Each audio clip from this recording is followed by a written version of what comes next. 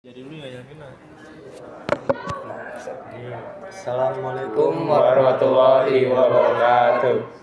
Kami dari kelompok 1 ingin mempresentasikan terkait materi RMS, APRA, dan Andi Ajis. Oke, berikut langsung saja kita masuk ke videonya. Oke, Andi Ajis adalah seorang perwira kelahiran Sulawesi Selatan yang terlibat dalam pemberontakan di Makassar pada April 1950. Sebagai mantan perwira KNIL, ia menolak integritas penuh dalam TNI dan memimpin gerakan bersenjata untuk mempertahankan negara timur, yaitu singkatannya NIT. Oke, pemberontakan ini terjadi di tengah ketegangan pasca kemerdekaan Indonesia, khususnya terkait pembubaran sistem federal. Namun, upaya Andi Ajis akhirnya berhasil ditekan oleh pemerintah Republik Indonesia Serikat dan ia ditangkap serta diadili. Nah, selanjutnya ada video berikut. Peristiwa Andi Ajis terjadi pada tanggal 5 April 1950 di Makassar. Ketika Kapten Andi Ajis, mantan perwira KNIL, memimpin pemberontakan menolak masuknya pasukan TNI ke negara Indonesia Timur. Pemerintahan RI memberi ultimatum, tetapi Andi Ajis terlambat menyerah. TNI dikirim untuk menumpah pemberontakan dan Andi Ajis akhirnya ditangkap pada tanggal 8 April 1950. Peristiwa ini mempercepat pembubaran RIS dan kembalinya Indonesia ke bentuk NKRI. Oke, selanjutnya kita akan bahas tentang APRA, Angkatan Perang Ratu Adil. Adalah kelompok militer yang dipimpin oleh Kapten Raymond Westerling pada tahun 1950 di Indonesia. APRA dikenal karena upaya kudetanya terhadap Republik Indonesia Serikat, terutama serangan di Bandung pada 23 Januari 1950. Gerakan ini didasari oleh ketidakpuasan terhadap pembubaran negara Pasundan dan keinginan mempertahankan sistem federal di Indonesia.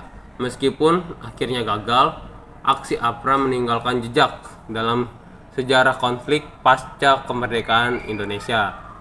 Selanjutnya akan dijelaskan oleh video berikut. Angkatan Perang Ratu Adil (APRA) adalah kelompok militer yang dibentuk oleh Kapten Raymond Westerling pada tahun 1949 di Indonesia. Organisasi ini didirikan dengan tujuan mempertahankan negara Pasundan sebagai bagian dari Republik Indonesia Serikat (RIS) dan menentang pembubaran sistem federal oleh pemerintah pusat yang dipimpin oleh Soekarno. Latar belakang pembentukan APRA: setelah Indonesia merdeka pada tahun 1945, Belanda masih bersekutu mempertahankan pengaruhnya melalui agresi militer dan pembentukan negara-negara bagian dalam Republik Indonesia Serikat atau RIS.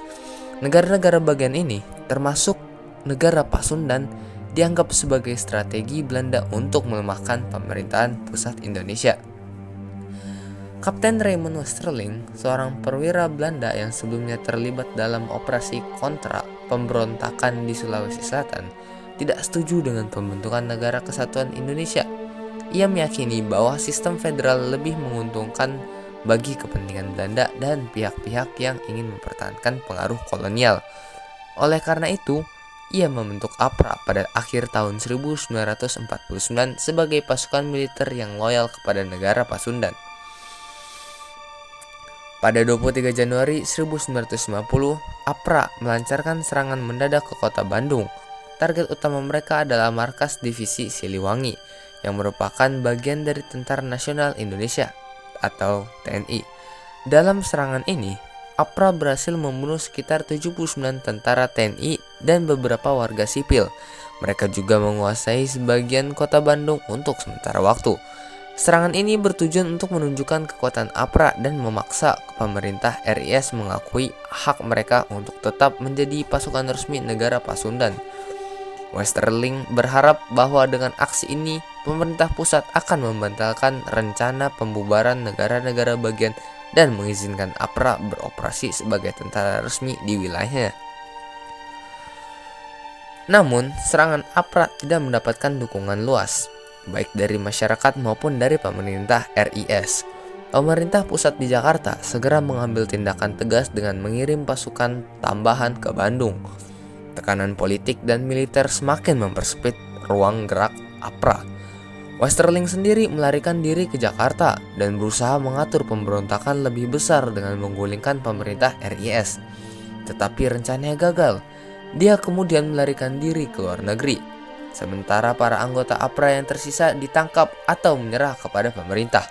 Pada akhirnya, APRA bubar dan negara Pasundan pun dibubarkan sebagai bagian dari proses integrasi Indonesia menjadi negara kesatuan pada Agustus 1950. Kesimpulan, APRA adalah kelompok militer yang berupaya mempertahankan sistem federal di Indonesia dengan cara kekerasan, tetapi gagal karena kurangnya dukungan dan ketegasan pemerintah dalam menindak mereka. Peristiwa ini menjadi salah satu bagian penting dalam sejarah Indonesia pasca kemerdekaan yang menunjukkan bagaimana berbagai pihak masih berusaha memecah belah negara dengan kepentingan tertentu. Republik Maluku Selatan atau RMS adalah gerakan separatis yang diproklamasikan pada 25 April 1950 di Ambon oleh kelompok yang menolak integrasi Maluku ke dalam negara Kesatuan Republik Indonesia. Dipimpin oleh para mantan tentara KNIL, RMS berupaya mempertahankan sistem federal warisan Belanda. Konflik ini berujung pada operasi militer oleh pemerintah Indonesia yang berhasil menumpas RMS di Ambon pada akhir tahun 1950. Gerakan ini tetap bertahan di pengasingan dengan pemerintah RMS di Belanda yang masih mengklaim eksistensi hingga kini. Selanjutnya ada beberapa cuplikan video.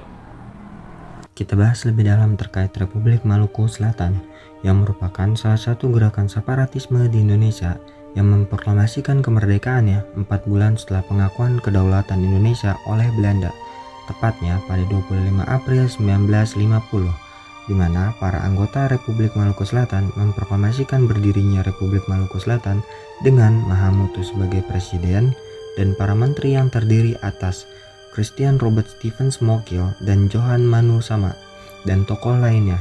Nah, pemberontakan Republik Maluku Selatan didalangi oleh mantan Jaksa Agung Negara Indonesia Timur, yaitu Christian Robert Stevens Mokil itu sendiri, yang memiliki tujuan untuk melepaskan wilayah Maluku yang terdiri dari daerah Pulau Seram, Ambon, dan Buru dari Negara Kesatuan Republik Indonesia.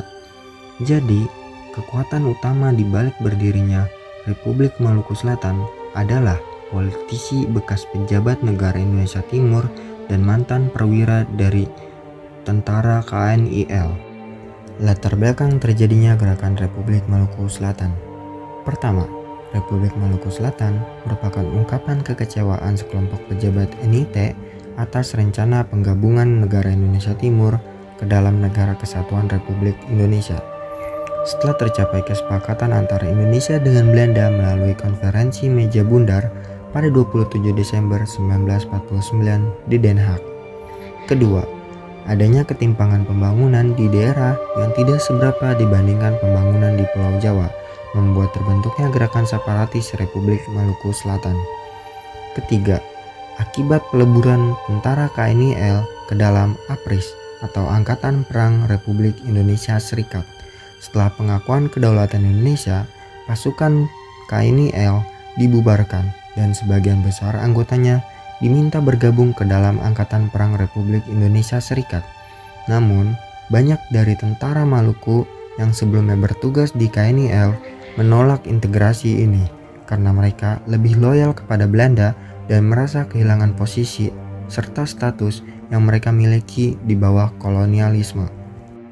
Peran pemerintah negara Kesatuan Republik Indonesia untuk mengatasi gerakan separatis Republik Maluku Selatan. Pemerintah Indonesia menempuh langkah diplomasi politik dengan misi perdamaian, mengirim delegasi di bawah pimpinan Johannes Lemena untuk berkomunikasi dan bernegosiasi dengan Sumokil.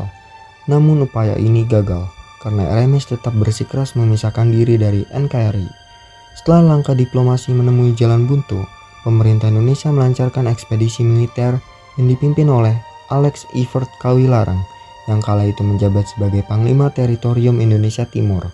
Operasi ini didukung oleh pasukan Slamet Riyadi dari Jawa dan pasukan Mayor Pelupesi dari Maluku, yang kemudian dibagi menjadi beberapa kelompok pasukan sesuai dengan basis kekuatan Republik Maluku Selatan yang tersebar di 3 pulau di Maluku, yaitu Pulau Ambon, Pulau Seram, dan Pulau Buru. Untuk menguasai Ambon sebagai wilayah terluas Republik Maluku Selatan, dilakukan serangan umum Senopati yang mengakibatkan banyak korban meninggal dari dua belah pihak, termasuk Letnan Kolonel Slamet Riyadi yang gugur pada saat memimpin pertempuran di Benteng New Victoria Ambon pada 4 November 1950.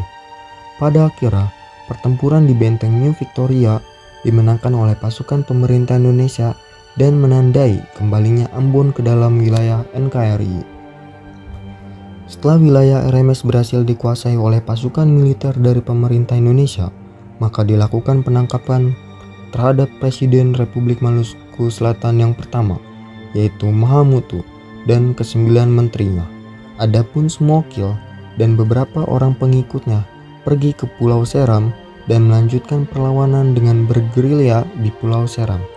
Dan pada akhirnya Sumokil ditangkap pada 12 Desember 1963 yang juga menandai berakhirnya pemberontakan Republik Maluku Selatan.